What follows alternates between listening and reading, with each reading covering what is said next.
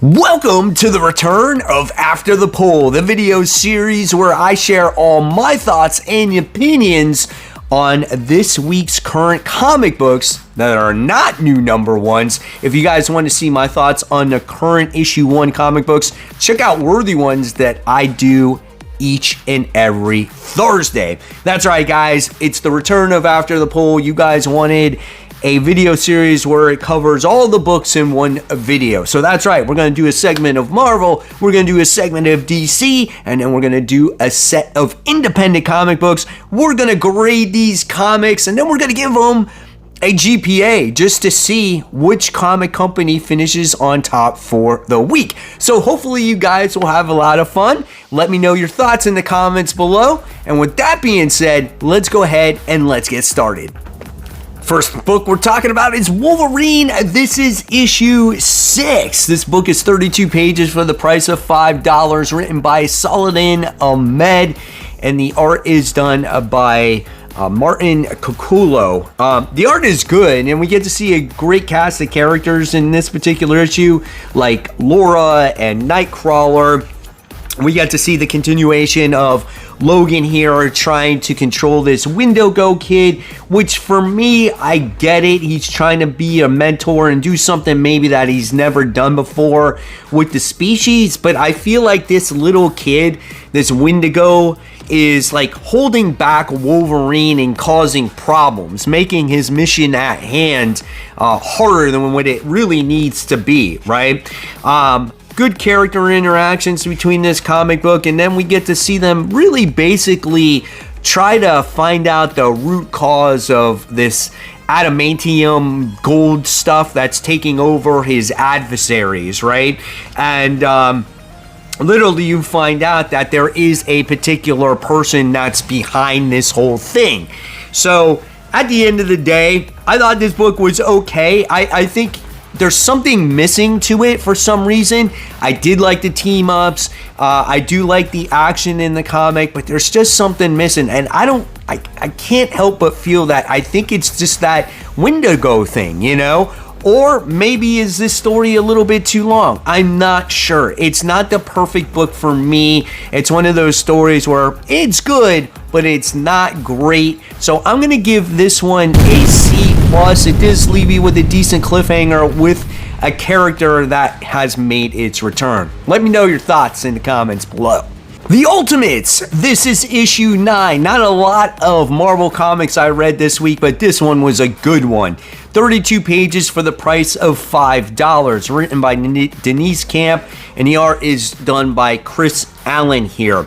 Now, we got 2 Luke Cage comic books that came out this week. One was that cosmic Power Man in space, where he's got all these different powers. This book blows that away by a billion times. I mean, this book was so good. If you want a character spotlight of Luke Cage in this comic book, this was great. We wind up seeing Luke Cage in prison here, and we don't even know the crime that he commits. And basically, he's in prison for at least 20 years. As you see this comic go back and forth from like 2005 to 225, and seeing all the different elements and things that he's gone through, the punishments that he's gone through from the, organization of like Minus and whatnot. We wind up getting introduced to this world's Danny Rand. Not sure if he'll ever become a Power Fist in this book, which obviously Banner is Power Fist, right? He's got that power. But it was cool that they introduced him. And really, we really get to see the insight here and the thought process of Luke Cage on what he stands for and whatnot.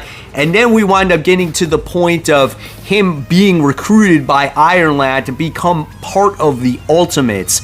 And he says that I'm not going to be free until everybody else is free. And you're just like, damn, that has a lot of heart in the comic book. And you're just like, this is freaking fantastic. And that's what I love about Ultimates. The cast of characters are so different. They really have their own personalities. And really what also makes this comic book so great at the end is you get to see a little bit more of Iron Lad and his process of his recovery. So this book gets top pick for me, guys. An A+. You're not going to want to miss this book. One of the best issues of the Ultimates to date. The Avengers, issue 23. Legacy numbering 789, 32 pages, $4. I definitely made a bold statement here when I said, listen, if this book can't make me like it because Black Cat is in it, I'm definitely going to drop it. Where is the direction of this comic book, right? So, really, honestly, I was like, this is the last straw with this comic. So, when it comes to this book, it's written by Jed McKay. Its art is done by Farid Karamai. And it's titled The Casino Job Part 2. Here's the way the artwork looks in the comic. I think it looks great. I like the colors. I like the way Felicia is drawn in this book. She's very exotic, seductive, you know, kind of like the way you would want her to be drawn in these comic books. We get to see a vast array of characters like all the Avengers, and it looks good, right? I really enjoyed it. Now, the thing that this book suffers is it's very repetitive. They always seem to fight characters that are equal in strength to particular heroes in the comic. And it's just like, man, we've seen this fight before over and over, but with just some other random characters. And really what this comic is about is they're going after this artifact or whatever it is that Kang possesses. And Kang hired Felicia to get this artifact, to do this job with him. And the Avengers are kind of beside themselves going, why would you team up with Kang? And there is a real emotional impact in this comic on why she teamed up with him. And when you see it, you're kind of like, oh, damn, that totally makes sense. And no money in the world will equal to what she wanted in return, right? Very, very good. I actually really enjoyed this book, and I can't wait for the next issue now. So I gave this one a solid B. Yes, it's repetitive with the Avengers fighting some random bad guys that equal each other's power, but I thought the plot was good. And I tell you guys, if there is a character that Jed McKay writes, one, it's Moon Knight, and two, it's Black Cat. He really writes a great Black Cat character. So I would definitely recommend this book, and then pick up the next issue, and then we'll see where we go from there. Now we move on to the DC side of things, and the first book we're talking about today is Poison Ivy. This is issue 30. Now my big thing about this series was I wanted to learn a little bit more about the supporting cast characters, and I was a little bit lost. Well, this issue actually did that. It focused on the supporting cast character Janet, which is the supposed like love interest of Poison Ivy, right? So I thought that was cool. This book is 32 pages for the price of $4. It's written by G. Willow Wilson, and the art is done by Marco Takara. I said this before, what really makes this comic book is the artwork. It's so unique. I love the detail that's put into it. Like, look at Poison Ivy here as she's trying to read things of what's going on.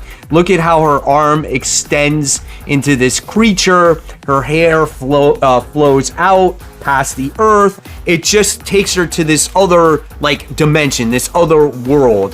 The facial expressions are really good in the comic. I mean, it's absolutely amazing. Now, what's unique about this comic book is that I didn't even realize this, but there's two sides to it, right? There's here and here. And I'm like, whoa, is this a mistake? But when you're reading the comic, the story focuses around Poison Ivy at first and like her connection to like, I think it was like the Gray. And then you wind up flipping it and it meets kind of in the middle with Janet, right? And you get to see a story in the beginning with her, I think, meeting with the Parliament of Trees, which is, I think, the Green. It's hard to know. I don't know so much about that side of the DC universe. But she went out on this exploration to find out more about this particular town, where it came from, and she runs into the Parliament of Trees. So there's this battle going on between like the gray and the green and what they represent and all this stuff.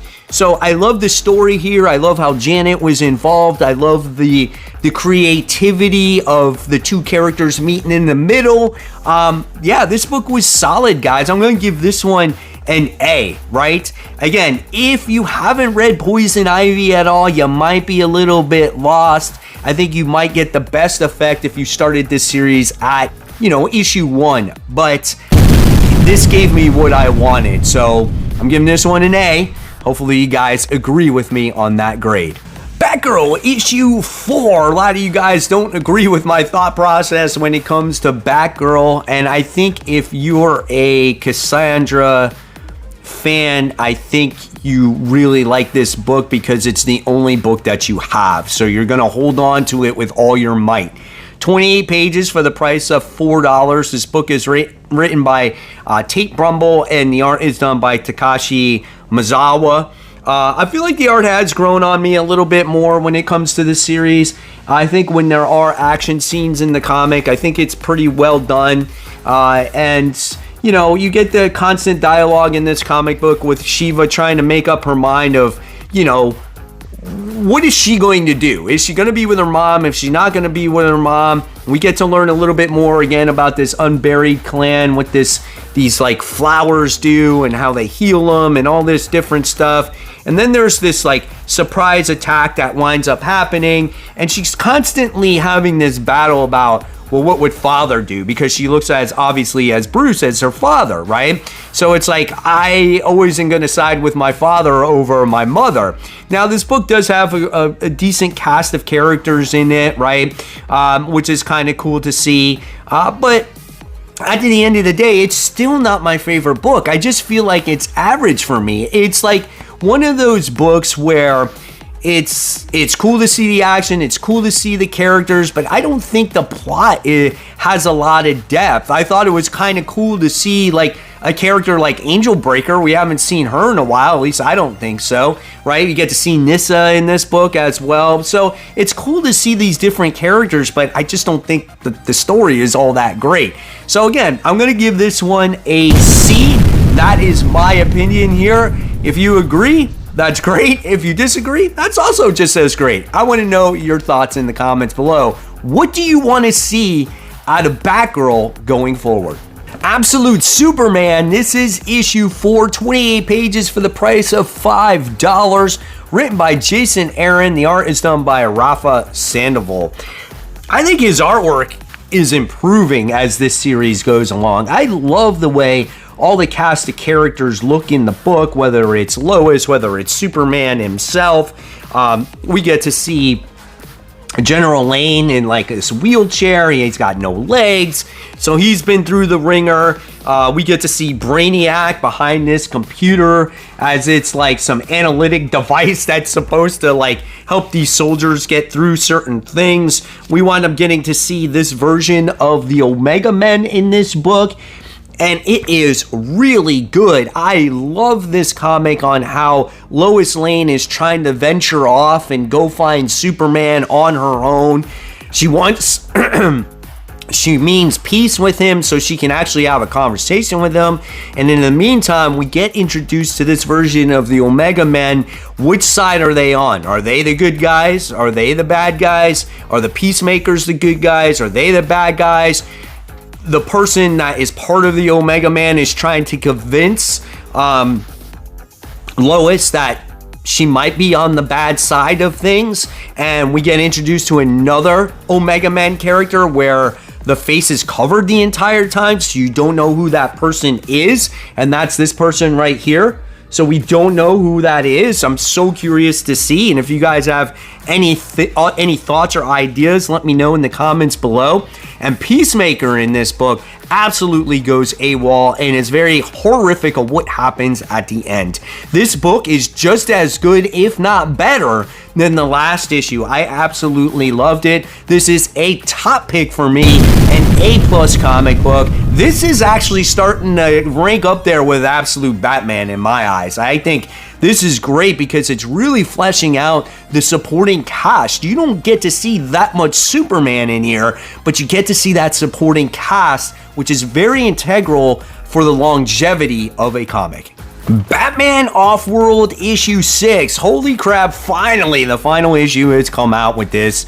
Jason Aaron's been busy doing TMNT, the Absolute books, and then you got that Doug Meineke artwork. You know, just took a long time for this book to conclude. 32 pages for the price of $4. We get definitely some wonderful art in this book. I love how Batman was being tortured. The facial expressions were amazing. We get this, I think her name is Ione, is that how you say her name? Which is like the, you know, hardcore Starfire character who Batman hooks up in this comic. We get Punchbot, and we just really get to see everything wrap up in this comic book of Batman doing battle against Black Sun and the brother and sister in this comic book. Now, I would say that this might have been kind of a very predictable type of issue, but the way they delivered the finale was actually a lot of fun to see that journey happen. I thought the two characters, Whisper Black Sun and Wrath Black Sun, were really cool. I like Whisper Black Sun, how he was trying to like torture Batman. But the whole setup, the way Bruce and Ion work together to take out these characters, these bad guys, it was just a great comic to read, and it was finally nice to wrap this whole thing up. It would be good to go back one day and probably read this whole series together and get the full extent of this comic book. And the way it wraps up, just with Batman heading back to Earth and what Ion does out in the galaxy, just good stuff. So I'm going to give this one a solid B. It ended off really well. I think overall was a great series. Again, just go back, reread the whole thing. You'll probably have a better appreciation for it. Now it's time for those indie books. This book came out actually last week, and I talked about the first issue of this on Worthy Ones this past Thursday. This time we're covering the second issue, and this is The Return of the Living Dead. This is issue 2. Now, the first one wasn't very good. I think I rated it a D+, but this particular issue actually has a little bit more in-depth story. The artwork when it comes to this book, again, I say it's just too cartoony. It almost like would represent a kid's book, right? It's like you would pick this up and you'd be like, oh, wow, this is just a kid's comic book. And then you read it, and it's got the language and all that other stuff, and I don't know, it's just the artwork just doesn't do it for me. I would love to see this comic book with a top tier artist on it. I think it would really deliver, right? But in this book, you really see the action do ramp up with the zombies chasing our cast of characters, some of them getting killed, some of them surviving. You find out actually the story here on what this toxic waste is, where it came from, how it came to be. One of the main characters, as he was the worker of this park and how he worked his way up. And then obviously with them alerting the U.S. Army to come to the park and help save the day. But I don't think it's going to be the way that they want it. I think they're going to nuke the park and try to eliminate these zombies at hand. So this book was an improvement from the first issue. The artwork is the thing that kind of bugs me with it. I might check out the third issue and see. So at the end of the day, I'm giving this one a C. It's not perfect. It's not something I haven't read before, but it does leave me intrigued. Rockefellas, this is issue 3. This book is done by Peter J. Tomasi. The art is done by Francis Menopole. The artwork is really pretty solid in this comic book. I love seeing the different cast of characters, all those different things in the comic. They look great. Facial expressions are good.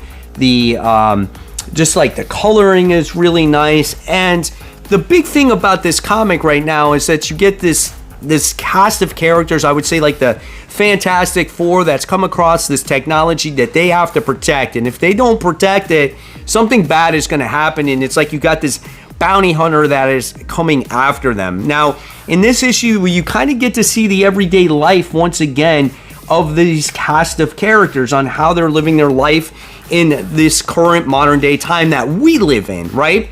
I didn't think that this book really progressed the story all that much, right? But we get to see how this artifact is actually continuing to like evolve a little bit, and I don't know what it really does or what it represents, but again, it's very important, right? And you just get to see, again, just the everyday life of these characters, which I feel like we've been seeing. I just need to see a little bit more plot progression here. I just don't know where it's quite going. It seems a little bit repetitive in my eyes, and then we get left off with this weird cliffhanger. I liked it. I'm going to give it a B-, but I think it's just starting to drop a little bit because I want something more that's really going to kind of up the ante to me. And this cliffhanger, again, just threw me for a little bit of a loop. So we'll see what happens with it. I want to know your guys' thoughts on Rockefellers. Sacrificers, this is issue 14, done by Rick Remender. Max Famura does the artwork. It's a $3.99 comic book. The artwork is really done nice. I love these exotic and weird facial expressions that some of these characters have. But what this book always has is a lot of heart and a lot of emotion. And you get yourself attached to these characters based off of the situations that they're in. And that's what I really like about this comic. And this book really focuses on the character Luna, who was the king's daughter, right? That had god powers, but it was like basically taken away from her. And she's got this evil black stuff that's within her. It's like a symbiote or spore. And when she falls asleep, it comes out of her and it kills everything in its path. So she talks to the pigeon's sister, right? The younger sister, and she's like, you gotta keep me alive, you gotta keep me awake, I can't kill people. And in the meantime, though, we're in like the sacrificer world as they're trying to get these children to be happy and celebrate because they're going to be the next victims. They're the next sacrificers to create the freaking brain juice that gives the gods their powers, right? And man, when you read this comic book, you see just blood and gore and death, and you're just like, oh my gosh, this is absolutely insane. This book is a top pick for me. A+ for Sacrificers, really well done. Every time an issue of this series comes out, I absolutely love it. All right, guys, so now it's time to average out and find out who won for the week. We're starting with Marvel Comics. Recap here. Wolverine gets a C+. The Ultimates, issue 9, gets an A+. The Avengers, issue 23, gets a B, which comes out to a 3.0 average, which is a B average. So pretty good this week for Marvel. Then we move on to DC Comics. Recapping that, we had Poison Ivy issue 30 with an A. Batman issue 157 finished with a B. Batgirl issue 4 had a C. Absolute Superman had an A+, while Batman Offworld issue 6 finished with a B. And DC having the most comics, they finished with a 3.2 average, which also is a B average. Then we move on to the indie comics, where we have Return of the Living Dead, issue 2, with a C. We had Rockefellas, issue 3, with a B-. We had Sacrificers, issue 14, with an A+. And Gunslinger Spawn, issue 40, with a B+, finishing with also a 3.0 average, so which makes DC technically the winner of the week by a 0.2 average. So congratulations, DC, for winning. And there you guys have it. There is the return of After the Poll. Hopefully you guys enjoyed it. You found it informative and had a lot of fun. Let me know in the comments below. And as always, I'll leave you more content right here for you to click on. Until then, guys, remember, support the local comic shops. Keep buying, keep collecting, but always remember, read those comic books so you can have great comic conversation just like we had today. Thank you for watching, guys. See you real soon. Bye.